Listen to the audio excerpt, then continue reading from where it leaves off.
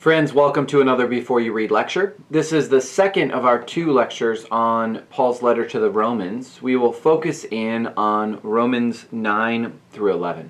Remember that in the first Before You Read lecture, we talked about Romans as a long, extended argument with a thesis, an antithesis, a restatement, a exposition, and a dealing with objections. In many ways, Romans 9 through 11 functions as Paul's response to a series of objections or potential objections. Objections have been raised earlier in Paul's letter to the Romans. He's dealt with them. They've really been the role of questions to clarify and redirect or see the implication of parts of Paul's argument. But in 9 through 11, the fundamental objection, if I was to put it in a single question, it is God trustworthy? That's the fundamental question in Romans 9 through 11. Can God be trusted? Paul is dealing with the reality that many more Gentiles have accepted his gospel, his good news, than has his Jewish compatriots. And so Paul is wrestling with this reality. He's wrestling with this new thing that God has done in and through the death and resurrection of Jesus Christ, and how it relates to God's original covenant and promises to Israel. And I think it's fundamental that the objection is God trustworthy? Because although it may be good news to Gentiles that they have been engrafted into the purposes of God, it is not a far step to say, well, if God changed God's mind with Israel, then what's keeping God from changing God's mind with the Gentiles?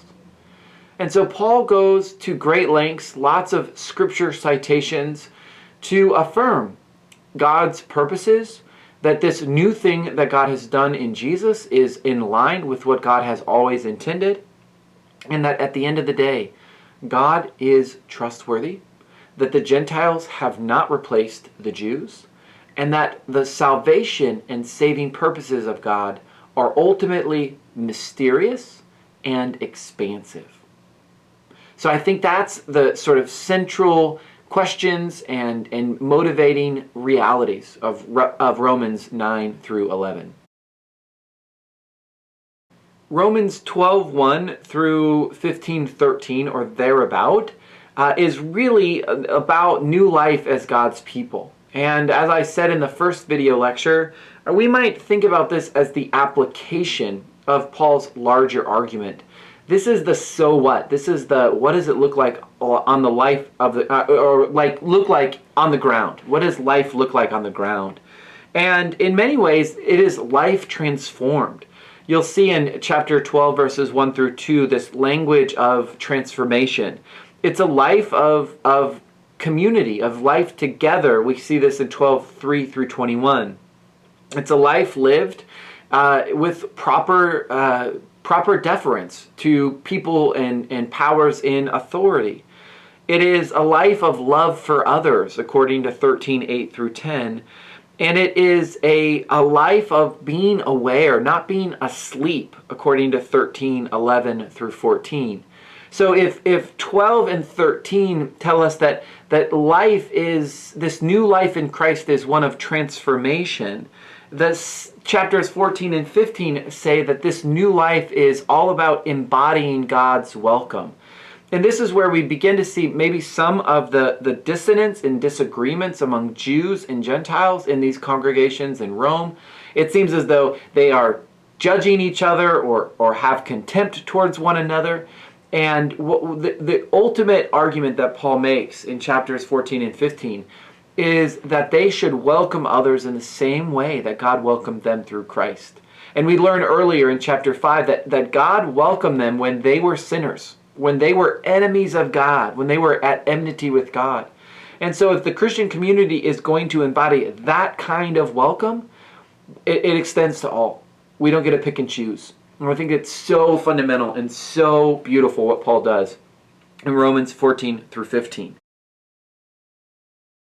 Now, you may think, okay, great, I've done all of the theological work, all of the important stuff I've read, and I've read Paul's travel plans at the end of 15. I can be done. I can just shut it. Because all that 16 has are a bunch of names.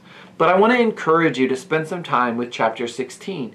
Because chapter 16 is such an important chapter for understanding the nature of Paul's ministry, Paul's connectedness to other Christian leaders, and the important role that women played in Paul's congregations. And so really, really, really encourage you with your study Bible or with another resource to read and linger with Romans 16 and pay attention to what this tells us about Paul and about Paul's ministry and his colleagues in ministry. As you read, I encourage you, as always, to think about a couple of things.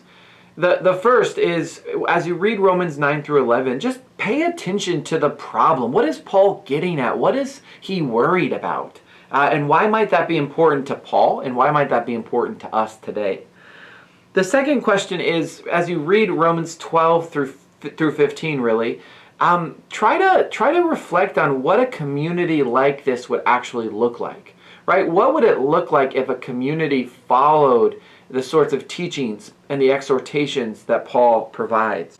And then the final connection is one of the challenges in engaging Romans is not to disconnect chapters 1 through 8 from chapters 9 through 16. Of course, we've done that in these two lectures, but that's in order to allow us to move more slowly through the book of Romans. But I would encourage you to look for connections between Romans 9 through 16 and Romans 1 through 8. All right, well, by the end of this week, you will have read through, I hope, the rest of Romans, and I'm eager to have conversation with you about it and hear what you observe and what you think and the questions that you still have. Now get to it. Happy reading.